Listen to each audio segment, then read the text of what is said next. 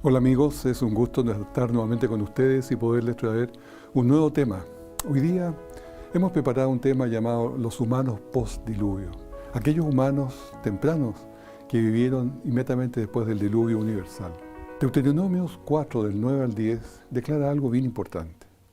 No te olvides de las cosas que tus ojos han visto, ni se aparten de tu corazón todos los días de tu vida. Antes bien, les enseñarás a tus hijos y a tus hijas y las hijas de tus hijos. Reúneme el pueblo para que yo les haga oír mis palabras, las cuales aprenderán, para temerme todos los días que vivieren sobre la tierra. Y los enseñarás a sus hijos. Siempre enseñar, repetir, enseñar, repetir. Y esto lo voy a decir porque voy a terminar con una historia que les va a llamar la atención. Ellen White escribió que los que dudaban de la exactitud de los registros y de la historia del Antiguo Testamento y del Nuevo, envenenados ellos mismos con el error. Se exalta la naturaleza sobre el Dios de la naturaleza y se destruye la sencillez de la fe, pues el fundamento de la fe se hace parecer como incierto. Envuelta en el escepticismo, se deja que la mente de los que dudan se golpee contra las rocas de la infidelidad.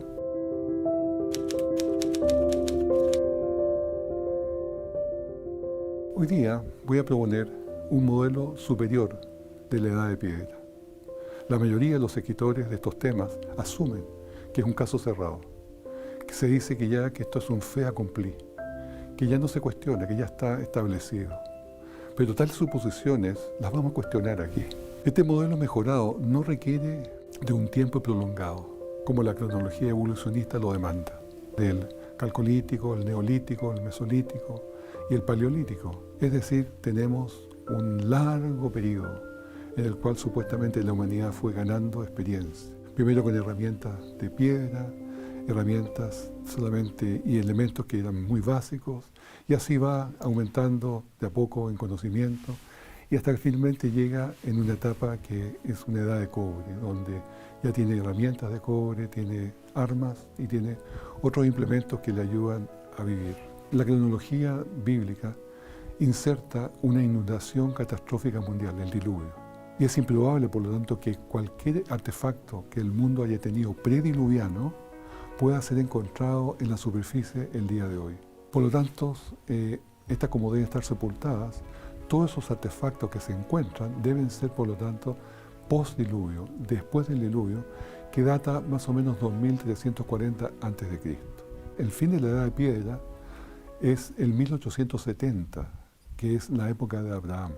Así, la Edad de Piedra va entre el 2340 al 1870, un total de 470 años.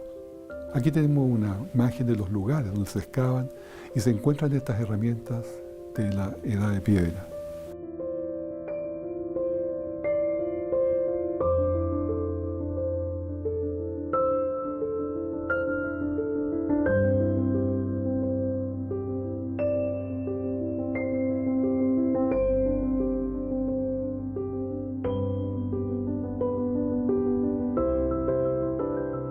En este esquema sobre todos los patriarcas hasta que llegamos a Abraham, tenemos ese periodo que va justamente desde Noé hasta Abraham, que son los 470 años de la Edad de Piedra, que coincide también con la Edad de Hielo. ¿Cómo serían estos hombres de la Edad de Piedra? ¿Serían así como lo dibujan los ilustradores, con su imaginación? ¿Pelearían ellos entre ellos? ¿Harían armas? Posiblemente sí.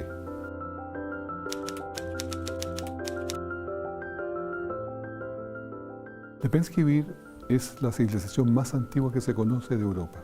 Es uno de esos sitios arqueológicos mesolíticos y neolíticos más grandes e importantes que hay. Consiste en un gran asentamiento rodeado de 10 poblados satélites. Se ubica en el borde derecho del río Danubio, en Serbia, y fue el asiento de una de las culturas más complejas de la prehistoria. Durante la excavación se encontraron 7 asentamientos y 136 edificaciones, tanto residenciales como sagradas. Tenemos aquí una impresión artística como era Lepenskivir. Los edificios más grandes, aparentemente de los jerarcas y de las clases altas, están ubicados al centro de este campamento, rodeando la plaza y alrededor aquellos que eran de menor importancia. Los refugios eran edificados de madera y paja, con un piso de una mezcla roja, de una arenisca sobre tierra batida. Había un fogón en el medio de esa habitación, en cada construcción, para calefacción, porque era en medio de la edad de hielo, y podría ser también un altar para ofrendas. También estos restos que se han encontrado de piso de cemento, justamente el rojo, específicamente de un material de una amalgama, de una arenisca roja local, con arena y agua, es decir, simplemente la fórmula química para la construcción de cemento con muchos milenios adelantados de lo que se conoce el uso de cemento. Estas formaban entonces las fundaciones de las casas. Se formaban arriba entonces con materiales vegetales y los habitantes tenían, podemos decir, casas como la que se ve en la imagen. También tenían ídolos, como siempre, los parientes muertos o algunos de ellos que los deificaban. Y ahí tenemos algunas imágenes que se han encontrado de estas poblaciones. Tenían un cementerio bien organizado, donde los muertos eran enterrados fuera de una villa. Las únicas excepciones eran algunos ancianos que se ponían al lado del fogón de las mismas casas. También en esa época, no en el mismo lugar, pero en esa misma época, en el mismo país, se han encontrado evidencias de producción de quesos. Hay 2 lugares en Croacia donde se indica que se inició la producción de quesos en el Mediterráneo, adelantada 2000 años de lo que se creía. Hacer quesos era un cambio de tiempo para los agricultores, pues ayudaban con esto a la gente que tenía intolerancia a la lactosa. También era comida que se puede preservar y se puede transportar en un viaje, como una fuente de nutrición confiable. Ahí tenemos algunos de los artefactos encontrados para hacer dichos quesos.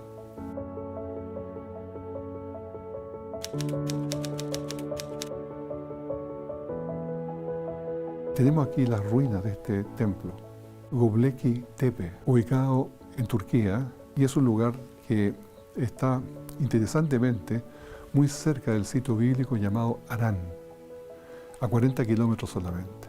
Es decir, aquí es donde Abraham vivió varios años, cuando se salió de Ur de los Caldeos con toda su familia. Aquí es donde Terá, su padre, se estableció y después murió, y también donde Isaac y Jacob obtuvieron sus respectivas esposas.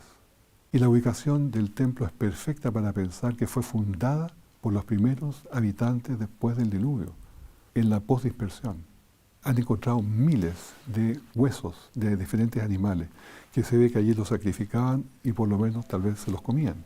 Los arqueólogos encontraron evidencias que se usaban herramientas, incluso martillos de piedra y cuchillos, debido a que estos parecen en otros sectores aldeanos, a lo que se les practicó datación de carbono 14 a sus partes vegetales, y se estimaba en 9000 años antes de Cristo.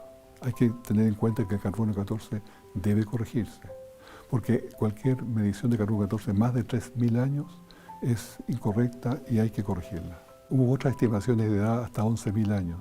Estas, por supuesto, tienen que ponerse en conjunto con las murallas de Jericó, con las grandes pirámides. Simplemente estas tienen que ser posteriores a la dispersión, después del diluvio. Schmidt, un arqueólogo, y su equipo han encontrado huesos de gacelas, de ciervos rojos, jabalíes, cabras, ovejas, bueyes, más de una docena de pájaros como buitres y patos. La mayoría de estos animales están esculpidos en relieve. Nadie sabe por qué los pilares del complejo se enterraron con tierra y con qué propósito lo hicieron, pero lo abandonaron y dejaron todo esto así. Pájaros, serpientes, escorpiones, toros, zorros, reptiles, un hombre, hasta incluso un dinosaurio.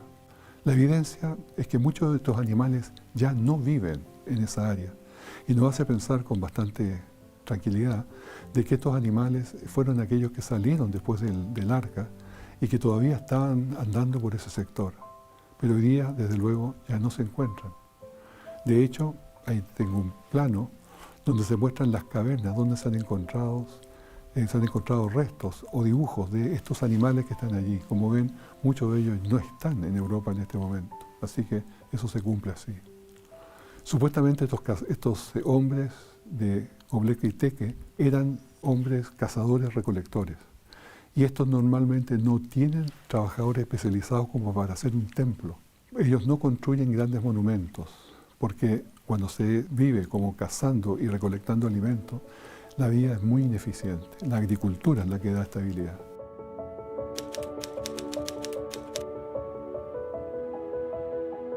Este es un descubrimiento del hombre neolítico que se hizo el 19 de septiembre de 1991. Dos deportistas alemanes, Helmut y Erika Simon, dice que se encontraron con los restos de un hombre en el glaciar Similiaum, en los Alpes, en Italia, cerca de la frontera con Austria. Este era un humano intacto, más antiguo que jamás se ha encontrado. Estaba como sumergido en una pequeña poza de hielo, pero no inserta en el glaciar. La reacción inicial de los científicos en cuanto a su edad fue escepticismo, porque la cuenca donde fue encontrado, que lo mantuvo congelado y preservado así, si estuviese dentro de un glaciar hubiese sido pulverizado, porque la presión estática del glaciar es de 14 a 20 toneladas por metro cuadrado, y los glaciares se van reemplazando totalmente entre 500 y 600 años. Ötzi tenía alguna ropa puesta o algunos equipos puestos, otros lo encontraron alrededor de él. Tenía un alto nivel tecnológico. Probablemente venían del tiempo de Abraham, o sea, este hombre es contemporáneo con Abraham. Tenía también el equipo, incluía una mochila con marco, un hacha de cobre, fruta seca e instrumentos para hacer fuego. También tenía el mejor material conocido para hacer un arco de madera. En la imagen podemos ver también protección para las piernas, podemos ver un estuche, los zapatos, como los tenía protegidos con paja, con un armazón. También tenía una funda con una cuchilla y un hacha de cobre. Todo este material más o menos en conjunto se vería así, con una capa, como vemos allí de abrigo. Ötzi era realmente un descubrimiento. Cuando en el año 2012 los genetistas secuenciaron su ADN, hallaron que su secuencia era muy cercana a los habitantes de Córcega en el Mediterráneo, que pertenece al haplogroup G2A4 de su cromosoma Y, y para el ADN mitocondrial es del grupo K, que corresponde al Mediterráneo. Los descendientes de Ötzi están vivos, porque los investigadores, viendo su ADN, descubrieron una mutación muy inusual en el cromosoma Y que se llama GL91. Cuando se compararon estos resultados con 4.000 muestras de sangre donadas por gente de Austria, a los alrededores, se encontró que 19 hombres había con la misma mutación. Y ellos viven cerca de donde Ötzi fue encontrado.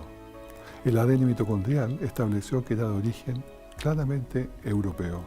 Más o menos de 1,56 m a 1,60 m de altura, con una capacidad craneal de entre 1.500 y 1.564 centímetros cúbicos. Ötzi era un hombre en forma. Su altura era baja, sin embargo, para sus días. Pesaba como 50 kilos. Se cree que tenía pelo rizado y color negro café. Tenía 61 tatuajes en su cuerpo. Y estos fueron coloreados usando una tintura de carbón. La dieta. Interesantemente pudieron también descubrir su dieta. Su dieta que cuando murió estaba en el contenido de su estómago. Ahí tenemos en esos tubos justamente el contenido y se puede analizar qué es lo que había comido, qué dieta había tenido ese mismo día. Interesantemente era de alta proporción de grasa, como sugiriendo que él sabía que lo que la grasa les daba que era energía. También se descubrió que había comido cabra de montés, ciervo rojo, cereales einkorn y un trozo de lecho tóxico. El hombre de hielo parecía estar en conocimiento que esta grasa era una excelente fuente de energía que la necesitaba para estar en el hielo. Y el helecho hinojo, bracken se llama, es tóxico y puede que haya estado en una automedicación por parásitos que también se hallaron en sus intestinos. Cuando se fechó con carbono 14 también, las muestras de pasto sacadas de sus zapatos revelaron edad entre 4.250 años y 4.230 años después del presente. Y cuando se le vieron sus huesos y el cuerpo, los resultados calibrados variaron entre 5.200 y 5.300 años antes del tiempo presente. A la fecha, ninguno de los artefactos encontrados con Ötzi han sido fechados. Ahora, veamos dónde lo ponemos a Ötzi. Ya dijimos que era de la época de Abraham y era un adulto joven. más o menos entre 25 y 30 años de edad de hoy, pero con un gran desgaste dental, el cual indica que había estado masticando por 40 a 50 años, porque todavía no tenía las muelas del juicio. Él sí representaba a un joven adulto, pero que era más viejo si lo comparamos con los adultos jóvenes de hoy día. Él tenía un retardo de madurez, porque con los años vividos, igual que los patriarcas prediluvianos y Abraham, entre ellos, como descendiente de ellos, que murió a los 175 años, encuentra una similitud. El crecimiento, por ejemplo, de la mandíbula en los neandertales y los cromañones de los jóvenes adultos retardaba con respecto al desarrollo craneal. Y esto, por lo tanto, hacía una demora en salir las muelas del juicio, hasta que la quijada estuviese con un desarrollo de adulto. Entonces, él representaba a un individuo post-diluvio, nacido durante la fase recesiva de la edad de hielo, con herencia de Abraham y de sus antecesores, que hacía que tuviera un crecimiento lento, como tendiendo a vivir más de 100 años. Él sí está en conservación hoy día en un sistema especial para mantener su temperatura y humedad en el Museo de Arqueología de Tirol del Sur, en Bolzano, Italia.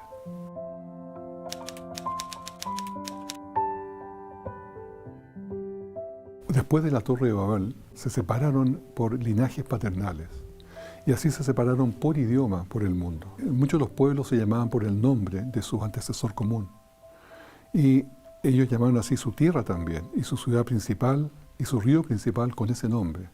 Y muchos incluso cayeron en la adoración del antepasado, y algunos hasta lo hicieron su Dios. Canaán salió a Palestina, Misraim salió a Egipto, Heth salió hacia los hititas, Meshef a Moscú, y Askenaz a Alemania, y así fueron repartiéndose en todo el mundo hasta poder completar la dispersión que tenía que hacerse. Al día de hoy, se conocen por los mapas de emigración, por el cromosoma Y y el ADN mitocondrial, como está en la imagen, cómo se ha ido repartiendo esta condición en todo el mundo.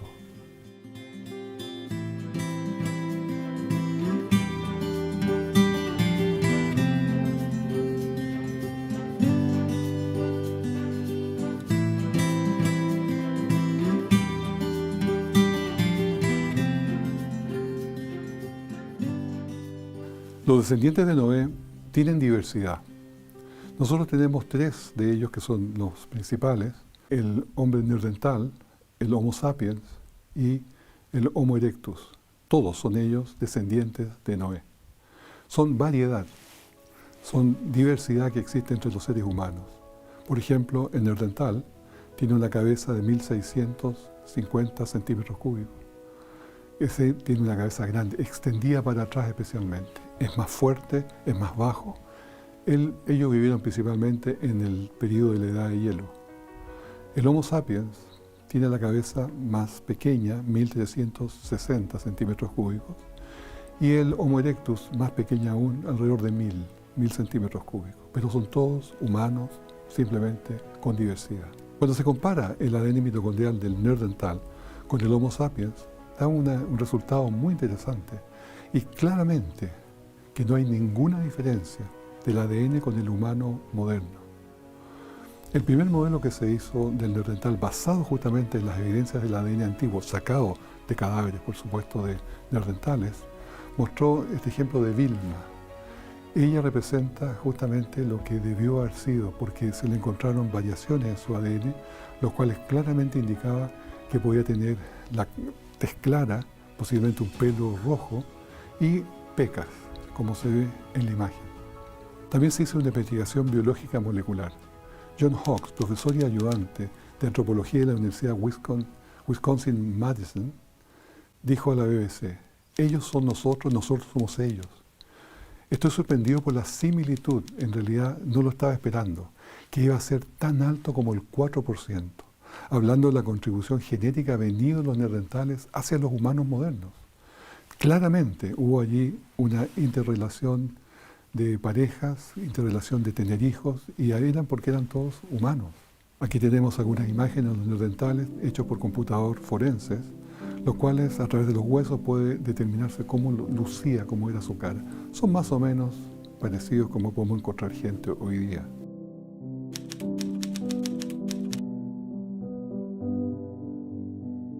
También los neandertales usaron antecesores de la aspirina y la penicilina. ¿Y cómo lo hicieron? Se descubrió en algunos de los dientes de ellos que habían estado comiendo una corteza de sauce, que justamente contiene aspirina o ácido salicílico. Y también se encontró que tenían vegetales con moho, incluyendo el hongo penicilina, que es una fuente natural de este antibiótico. ¿Hay conocimiento científico y técnico del pasado? Sí, definitivamente el pasado no fue tan básico. En Job 28, 1 y 2 tenemos una declaración. Dice, ciertamente la plata tiene sus criaderos y el oro lugar donde se refina. El hierro se saca del polvo y de la piedra se funda el cobre. Génesis 4, 20, 22 dice, su hermano fue Jubal, el cual fue padre de todos los que tocan arpa y flauta, y Sila también dio a luz a Tubal Caín, artífice de toda obra de bronce y de hierro. Ahora, recordemos que hay gente que tiene talento, hay gente que le ha sido dado talento para música, para fundir metales, otro para ser artífices, orfebres. Y no olvidemos que cuando Salomón construyó su templo, él mandó a buscar gente con esa especialidad, con cada una de esas especialidades que fueron los encargados de hacer ese hermoso templo de Dios. Porque Dios ha puesto ese don allí. Un tema que es un poco desconocido, el computador de Antiquitera. Se encontró un computador análogo fabricado por ahí por el año 150 a.C. Y este fue descubierto en 1901, que en un naufragio en la costa isla griega de Antiquitera. Estaba engastado en una piedra, totalmente rodeado por una piedra, y tuvo que descubrirse por rayos X para ver lo que había en él. El mecanismo de la Antiquitera era un computador analógico de la antigua Grecia, usado para predecir posiciones de astros, siguiendo los movimientos del Sol, la Luna y los eclipses. También era capaz de seguir el movimiento planetario para hacer un calendario astrológico con décadas de anticipación. Y está compuesto por no menos de 30 engranajes de bronce.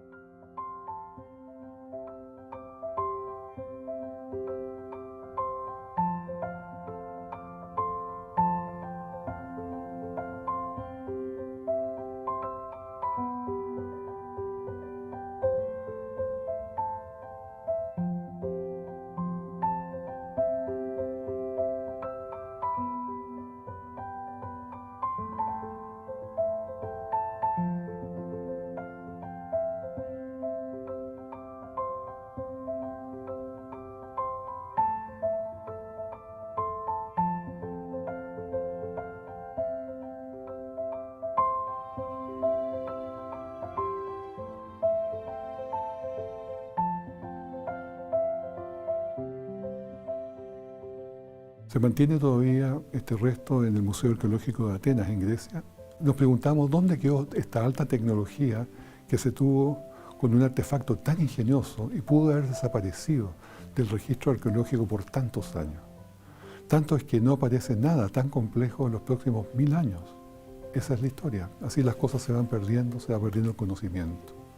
También una batería eléctrica funcional, que se conoce como la batería de Bagdad. Se cree que tiene unos 2000 años de antigüedad, pertenece al periodo partiano, más o menos 250 años antes de Cristo. El aparato fue hallado en Kuhut Rabu, en las afueras de Bagdad, y está compuesto por un vaso de greda, con un tope de asfalto. Sobre el asfalto hay una barra de hierro rodeada de un cilindro de bronce que también llevaría adentro electrolito. Fue descrito por el arqueólogo alemán Wilhelm König en 1938. Y voy terminando con el conocimiento perdido, la cultura y el conocimiento perdido. Y esta es una historia de una leyenda, que se llama de Tin Prai.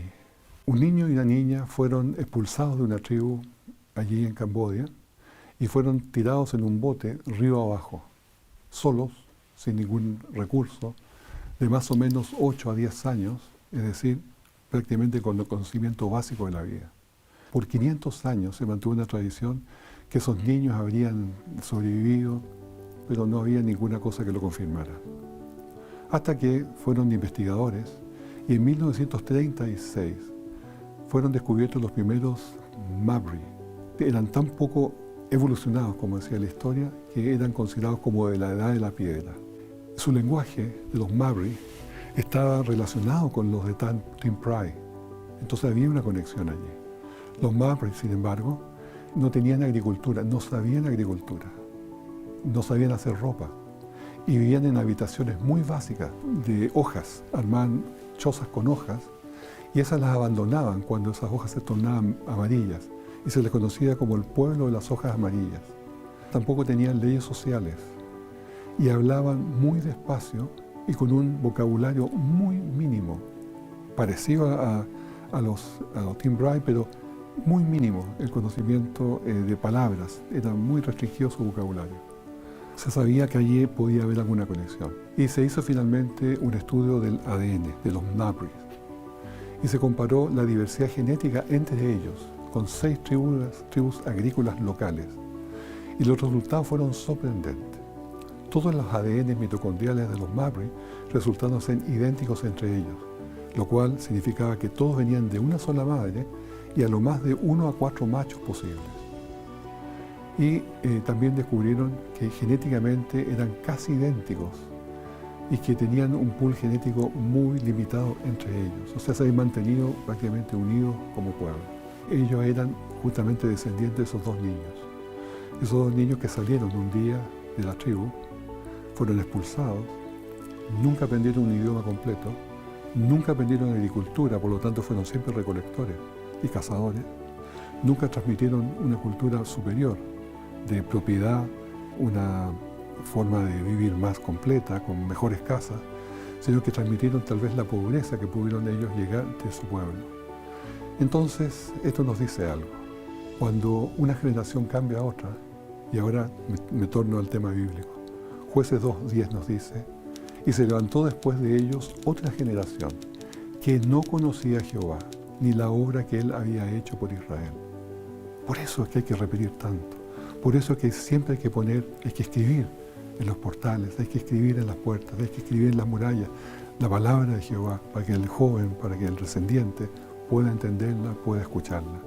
Porque pasa una generación y Jehová no se conoce. Tal como sucedió con estos niños, con su cultura, lo mismo sucede con nuestra escritura. Que el Señor les proteja.